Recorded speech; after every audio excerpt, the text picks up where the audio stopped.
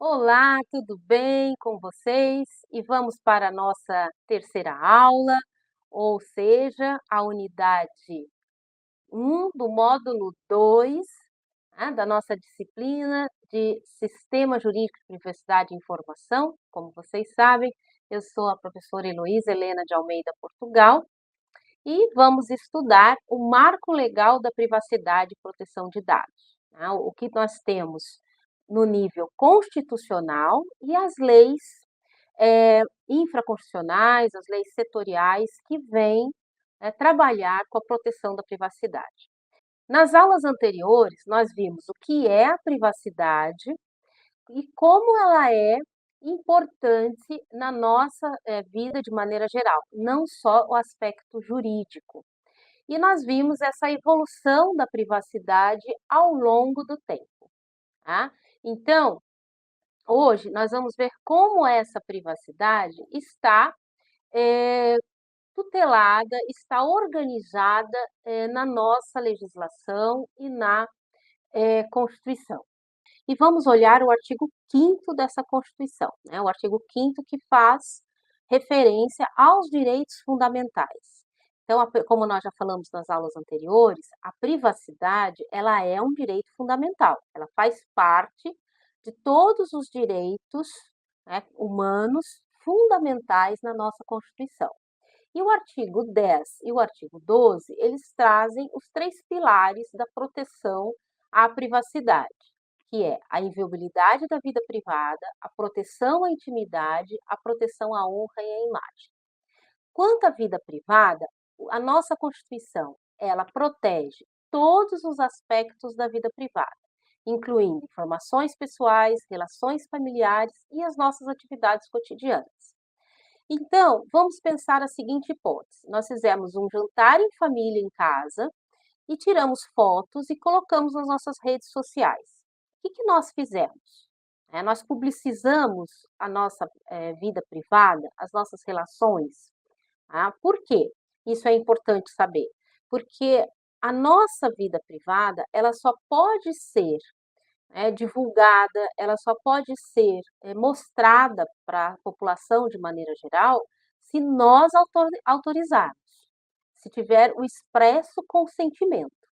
Então, isso significa que se nós colocarmos isso no feed da nossa rede social, seja qual ela for, nós estamos sim dando um consentimento de publicização da nossa vida privada. Olha que interessante, né? Então, nós estamos sim fazendo uma autorização para uso das nossas informações privadas. A inviolabilidade da vida privada, ela é um princípio fundamental.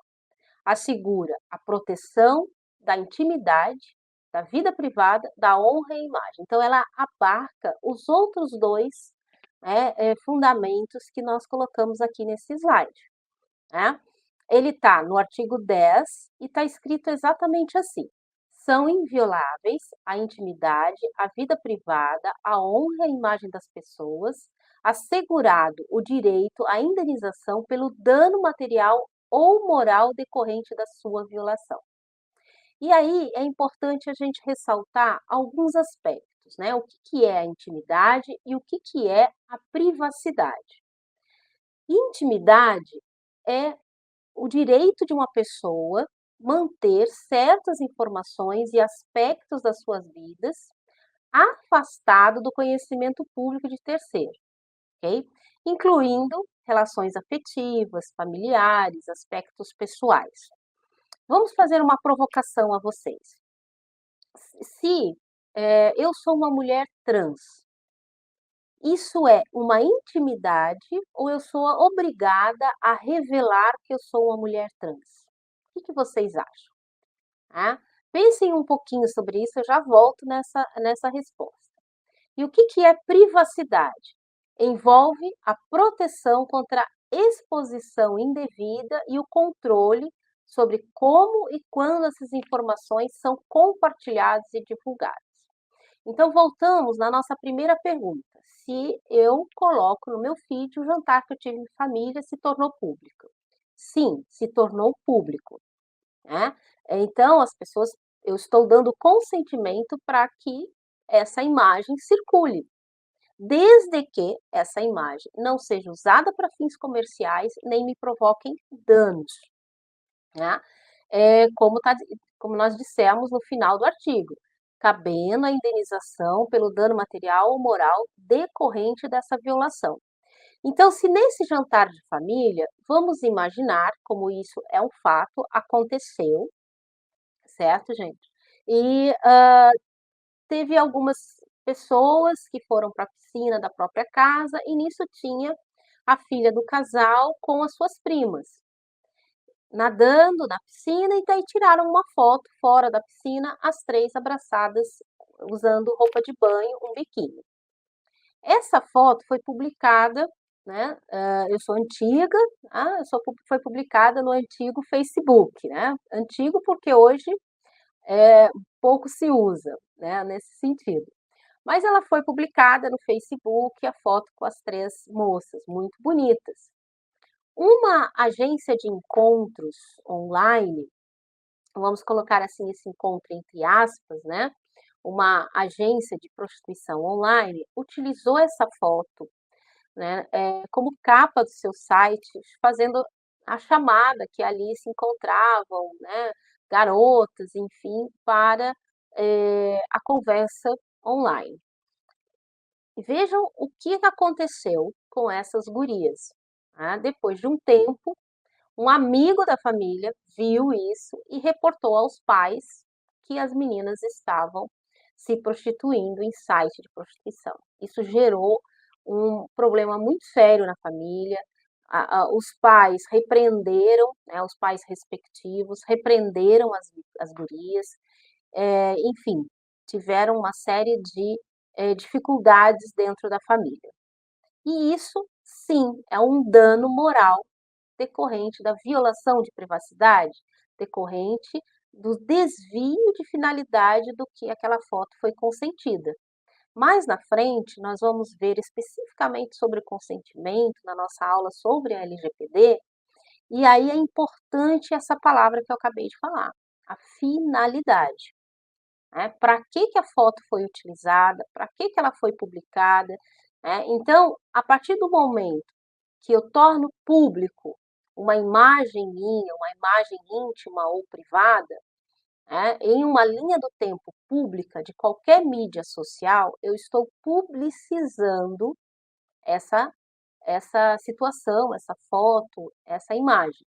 Mas isso não significa que qualquer pessoa possa usar para o fim que quiser. Ela deve ser, né, mantida, hã, as relações sem que haja dano, tanto material quanto moral, né, como nesse exemplo que eu te falei.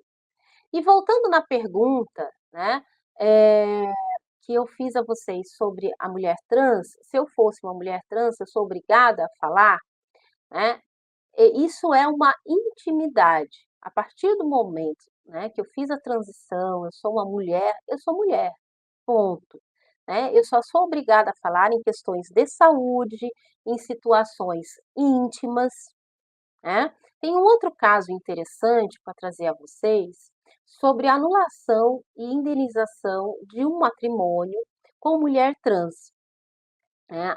O homem só ficou sabendo que ela era uma mulher trans, né, após o casamento. E, nisso que foi fazer as relações sexuais, decorrente do casamento, tá, que houve a percepção de que era uma mulher trans.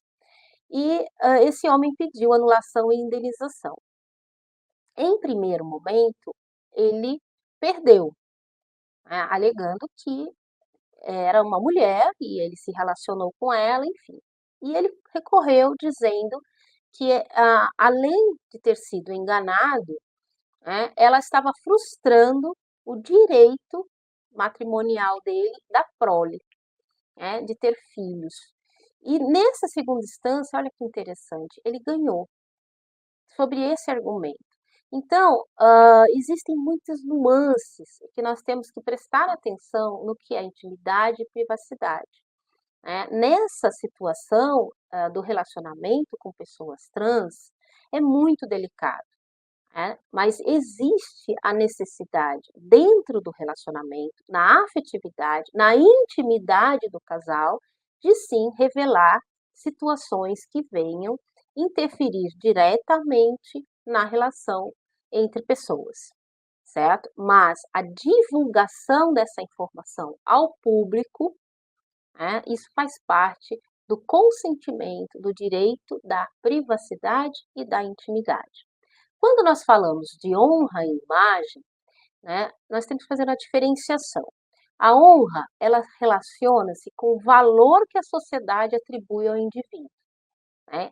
Então, reputação, dignidade, é um olhar externo para o indivíduo. Enquanto que a imagem é a representação visual do indivíduo, né? Evitando que fotos, vídeos, representações gráficas sejam utilizadas sem autorização.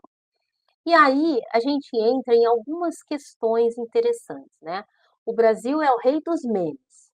A gente faz meme de tudo. E agora com esse aplicativo do Reface, né, de trocar o rosto das pessoas através de aplicativo de inteligência artificial, quanto que isso pode ser feito? Será que as pessoas públicas podem ter a sua imagem feita sem censura nenhuma? Né? Será que a representação visual de cada indivíduo eu posso utilizar da forma como é utilizado?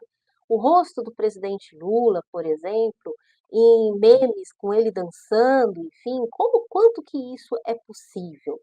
Né? Isso tem a ver com a intimidade e a privacidade. As pessoas públicas, né, elas têm a sua imagem, a sua representação visual pública, né. Então, todas aquelas imagens oficiais, elas são públicas. Então, o que não pode acontecer é gerar dano material ou moral, certo? Mas as imagens podem ser utilizadas. E qual é a proteção legal que a gente tem hoje? Além da Constituição Federal, né, nós temos tanto o Código Civil quanto a Lei Geral de Proteção de Dados, que nós vamos, verificar nas próximas aulas, tá? Então essas legislações, elas servem para quê? Para assegurar que a informação pessoal e sensível não sejam expostas ou utilizadas sem consentimento, né? Ela serve para garantir que as pessoas possam viver as suas vidas de forma livre, sem interferência indevida, e a regulamentação dos dados, né? Quanto que esses dados podem ser utilizados ou não, né, para controlar coleta, uso de dados pessoais por empresas e entidades, certo? Então esse primeiro contato com a nossa Constituição, ele vem com essa proteção nos princípios, nos fundamentos constitucionais. Então lá no artigo 5º, relembrando, inciso 10 e inciso 12 dos direitos fundamentais. Outra coisa a lembrar aqui, pessoal, é que se são direitos fundamentais, eles são invioláveis, imprescritíveis, irrenunciáveis, né? Lembrem disso, que significa que ele é sempre nosso e não podemos dispor deles. Eu não quero mais ter a minha imagem, né? Não tem como. Eles são indissociáveis, indisponíveis, né? Eu posso fazer uso da minha imagem comercialmente, né, como a gente faz, vê na televisão os atores fazendo uso da sua imagem, né? Mas eu não posso pedir para não ter mais a imagem, ok? Seguindo aqui, nós temos alguns exemplos sobre, né, a questão do STF e as imagens, como que nós temos, né, casos práticos que foram levados ao STF, né. Nós temos o habeas corpus 126 126.262 de 2019, e esse habeas corpus ele fala da interceptação telefônica, né. Vejam só, a nossa voz, ela faz parte, né, da nossa imagem. porque a nossa voz ela é única. Então esse habeas corpus, ele foi o primeiro que falou sobre a interceptação telefônica, como que pode ser feita. Ela só pode ser feita, quando tem a autorização judicial. Então esse foi um caso concreto, quando o Supremo Tribunal Federal, ele trata, né, sobre execução provisória das penas, e aí, quando que você pode ter, ouvido, gravado, né, quando que pode ter a interceptação telefônica, certo? Isso é muito importante hoje em dia, né, que nós tenhamos interceptação telefônica somente com autorização judicial. Outro caso interessante, né, foi a ação direta de inconstitucionalidade 4.815 de 2018, né, falando sobre a Lei Geral de Acesso à Informação, a lei, em que quando que temos a proteção dos dados pessoais, né. Então, é importante, que nós vamos falar daqui a pouco também, que as nossas informações, elas não vieram protegidas só com a LGPD. Já na LAI, na Lei de Acesso à Informação, nós já tivemos essa proteção, né. Então nessa ação direta de inconstitucionalidade, o Partido Social Liberal, PSL, né, ele questiona se a divulgação de informações pessoais pode violar a intimidade, a privacidade, a honra e a imagem, né. Então, quanto tempo que pode ter o sigilo, né, os sigilos impostos pela lei, né. Então, o STF decidiu que entre 5 e 25 anos, dependendo da classificação de informação, se ela é reservada, secreta ou ultra secreta. E a competência para atribuir, né, a esse sigilo são das autoridades administrativas que cuidam daquela informação. Então, ao julgar essa ação direta de inconstitucionalidade, o STF considerou que os dispositivos da Lei de Acesso à Informação são constitucionais, né? A importância da transparência e da informação para a democracia. Então, mesmo que tenham informações pessoais, mas aquelas informações, elas são importantes para a segurança do Estado, então pode haver sim a transparência.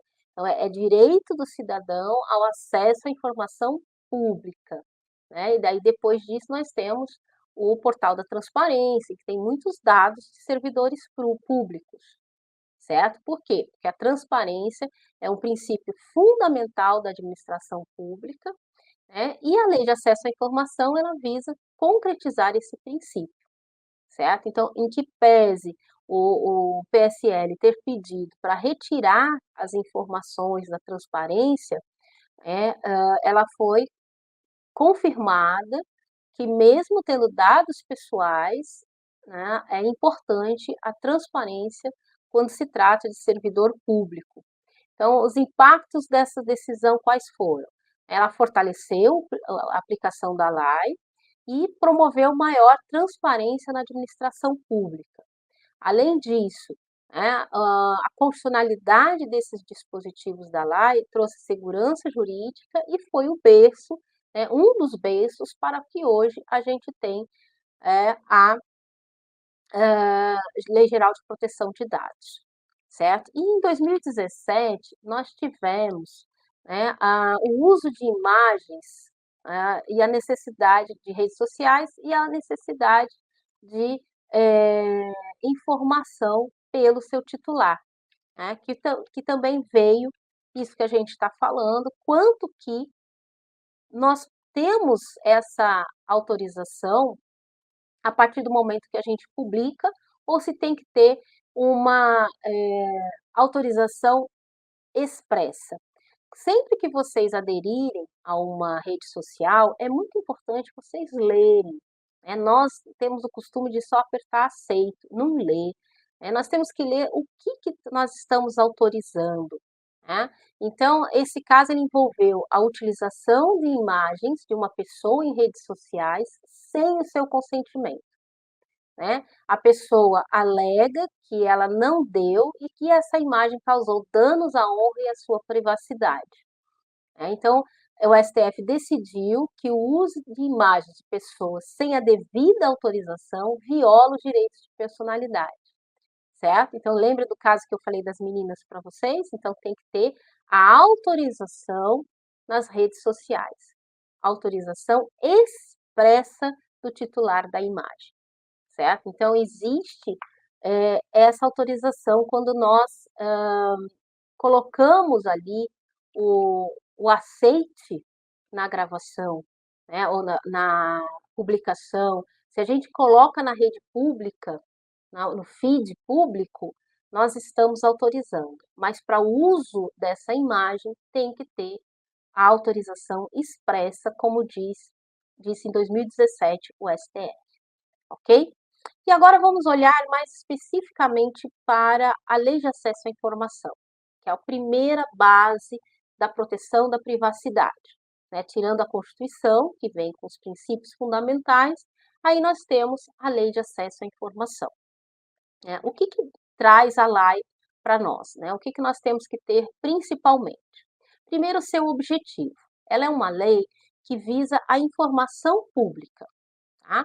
Ela fortalece o controle social e promove a transparência na gestão pública.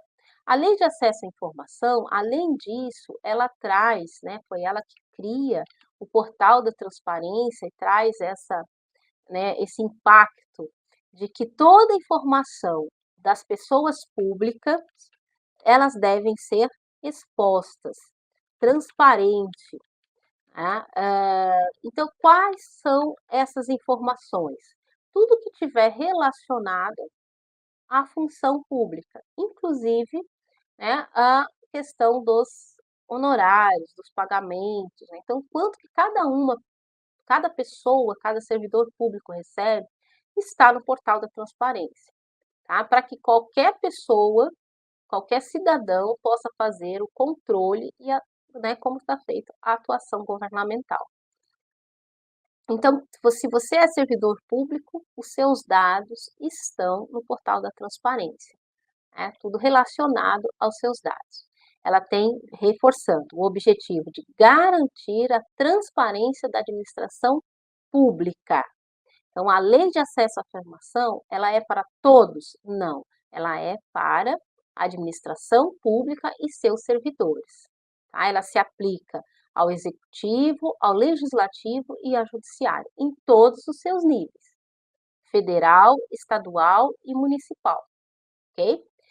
Ela tem 3 princípios importantíssimos, certo? Que a gente já vai ver. Antes de a gente ver esses princípios, quais são as exceções, tá? Se nós temos informações que sejam estratégicas ou de segurança nacional, certo?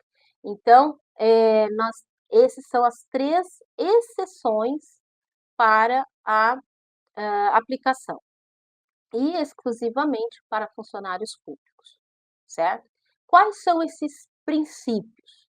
O princípio da publicidade, né? A regra é a publicidade de informações públicas, somente sendo exceção essas que eu falei a vocês, tá? As de segurança nacional e informações estratégicas, certo? E nós temos o segundo princípio, que é a transparência ativa, tá? Os órgãos e entidades disponibilizam de forma proativa, ou seja, ativamente, independente de solicitação. Então, tem que haver a transparência em um local fácil acesso das informações de interesse coletivo e geral. E a transparência passiva, qualquer pessoa que solicitar deve e pode receber as informações dos órgãos e entidades, ok? Então, essa é a situação com relação à Lei de Acesso à Informação. Além disso, o que que é importante? Quais são as proteções que nós temos na lei de proteção de informação pessoal, né? Nós temos a restrição de acesso, né, somente as pessoas autorizadas, né, ou por determinação judicial. Quando que isso acontece? Quando as informações são íntimas, além daquelas que podem ser publicadas no portal da transparência, aquelas que são de interesse coletivo, certo? A proteção da privacidade, ela visa proteger a privacidade do indivíduo, ok?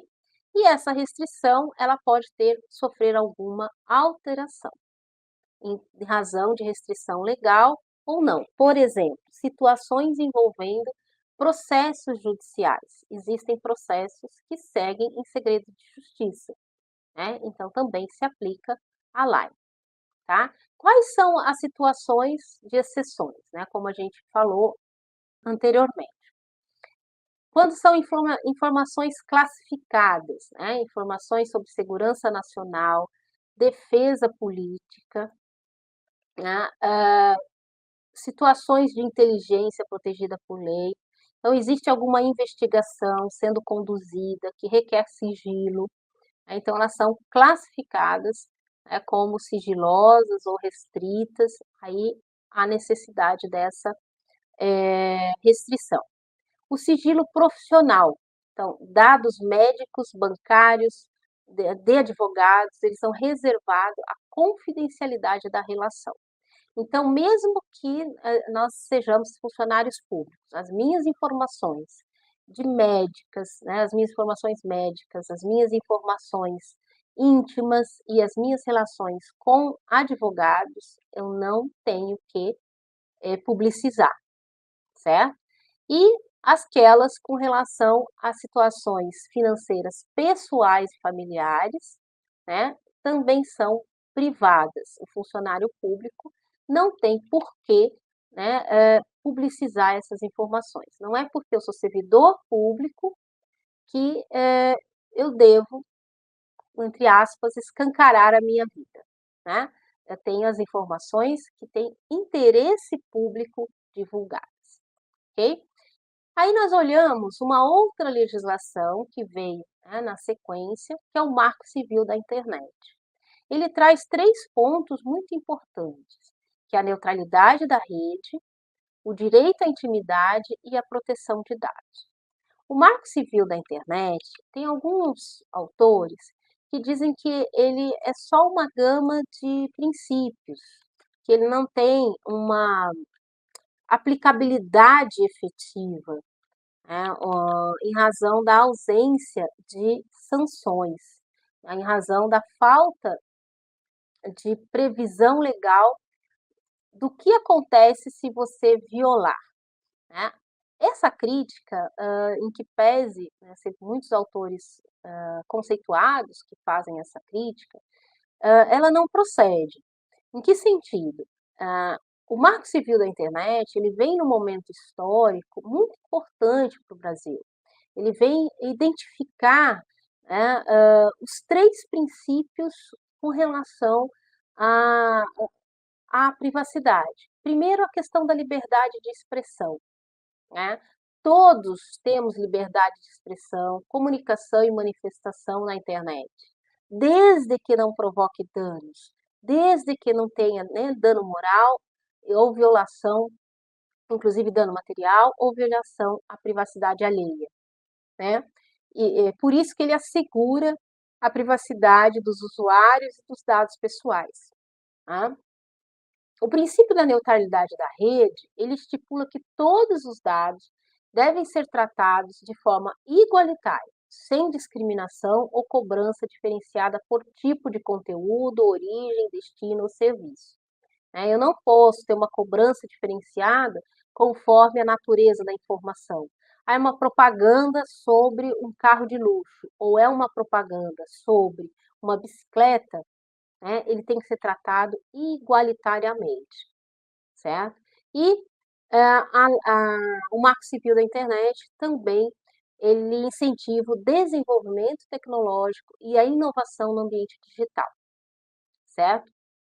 Quais são os direitos dos usuários trazidos pelo Marco Civil da Internet? A inviolabilidade da intimidade e da privacidade, o acesso à informação, aí não, né, só de funcionários públicos, servidores públicos, mas acesso à informação a todas as pessoas, que garante o acesso a informações claras sobre o uso dos dados pessoais, né, e a liberdade de escolha, que as pessoas escolham livremente os provedores, certo? Então, essas são importantes marcos que o Marco Civil da Internet trouxe para a gente, certo? Então, que o uso da internet seja uma ferramenta para a proteção dos direitos humanos, né, e para a inclusão social, certo? Então, importante isso no Marco Civil. A gente dá um destaque para o artigo 7º e para o artigo 10, né, que fala sobre a privacidade e a proteção de dados. O usuário deve ser informado sobre a coleta dos seus dados, né, o objetivo da coleta e como seus dados são utilizados. Né? Como é feito esse tratamento de dados de forma segura, com medidas para proteger a privacidade do usuário, e o direito a revogar, né, a retirar o consentimento dos seus dados. Esses três, é curioso nós salientarmos que eles também constam, né, na Lei Geral de Proteção de Dados. Mas qual que é a diferença aqui? É justamente a crítica que tem ao Marco Civil.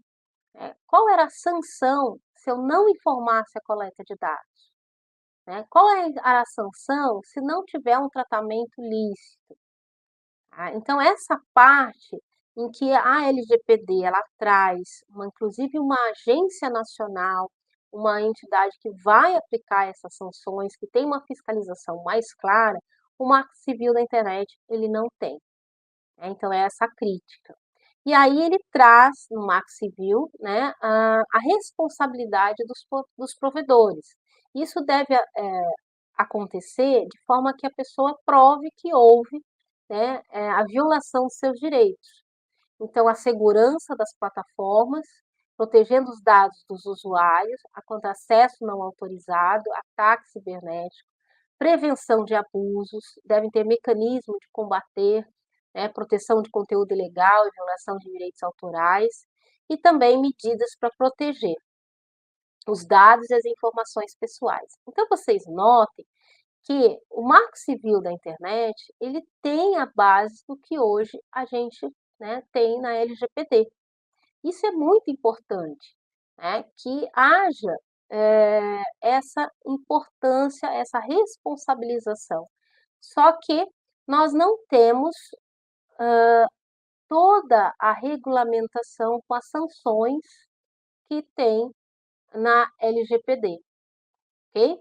Então, o artigo 7º e o artigo 10, né, sobre a privacidade e a proteção de dados, a coleta, o tratamento e o direito à revogação, que consta no Marco Civil da Internet e também consta, né, na LGPD, e a responsabilidade dos provedores, né, que é aqui aonde tem a crítica sobre a falta de uma sanção clara do que vai acontecer se não houver a segurança das plataformas, né, se houver abuso, né, no mecanismo dos dados, de coleta de dados, e se não houver a proteção dos dados pessoais. Então, as bases a gente já tinha e tem no Marco Civil da Internet, ok? E então nós temos a Lei Carolina Dickmann. Essa lei ela foi criada, né, num caso concreto que aconteceu com a atriz Carolina Dickmann, que teve, né, suas fotos íntimas divulgadas na internet sem o seu consentimento. Ela enviou seu dispositivo para arrumar e ela teve essas fotos, né, divulgadas com as pessoas de maneira geral. Então, a lei ficou conhecida como Carolina Dickmann em razão da repercussão, é a Lei 12.737, de 2012, e ela tipifica crimes relacionados à informática, invasão de dispositivos, intercepção de dados e a divulgação de informações privadas, né. O que a gente tem de importante nessa legislação? Ela teve um impacto muito grande na privacidade, né, de maneira que a privacidade e a segurança das pessoas online, trazendo, a criminalização dessas atitudes, né, o compartilhar os nudes, né, é importante isso, para a mudança de comportamento era o que se esperava, né, mas não houve essa mudança de comportamento como se esperava. Ainda há, né, muita violação de intimidade, violação da honra, mas importante que isso, a partir da lei da Carolina Dickmann, foi considerada crime. Então, quais são os pontos importantes, né, da lei Carolina Dickmann? Primeiro ponto, né, a tipificação de crimes informáticos, né, a partir dessa lei, criminaliza a invasão de computadores, tablets, smartphone e outros dispositivos, né. Tem agravante se houver um prejuízo econômico, obtenção, dessas comunicações privadas, a divulgação de informação, o compartilhar, né, se eu recebo nudes e estou compartilhando, eu também estou incorrendo em crime, né, a produção, oferecimento, distribuição, venda, difusão, né, destinados a permitir a invasão de dispositivo, também passa a ser crime. Então, se eu crio programas, se eu crio algum tipo, né, de facilitação de invasão em dispositivos, também passa a ser crime. Vocês sabiam disso? Que criar programas de invasão também é crime, conforme a lei da Carolina Dickmann, né? Essas alterações foram feitas no Código Penal, então foram incluídos novos artigos. A lei incluiu o artigo 154A e 154B, né, com tipos específicos de crimes cibernéticos, e também houve a proteção de dados pessoais, principalmente de caráter íntimo, né, para evitar uma utilização não autorizada de informações.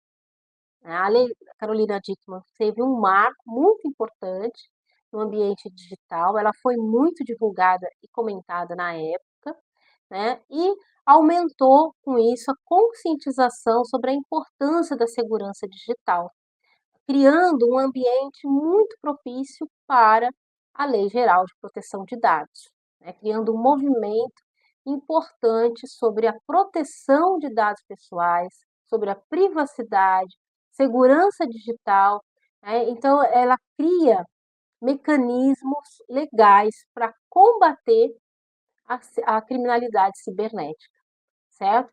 Então esse é um importante momento histórico, na proteção à privacidade, ok? Com isso, a gente termina a nossa aula, além das nossas referências, básicas do nosso módulo, unidade 1, né, do módulo 2, é importante a visita à legislação, que, trouxe a vocês aqui as 3 legislações, mais a Constituição, ok? Revisitem o material, vejam os vídeos que nós colocamos na, parte de conteúdo, para que a gente possa, saber mais sobre a matéria. Até a próxima aula, muito obrigada.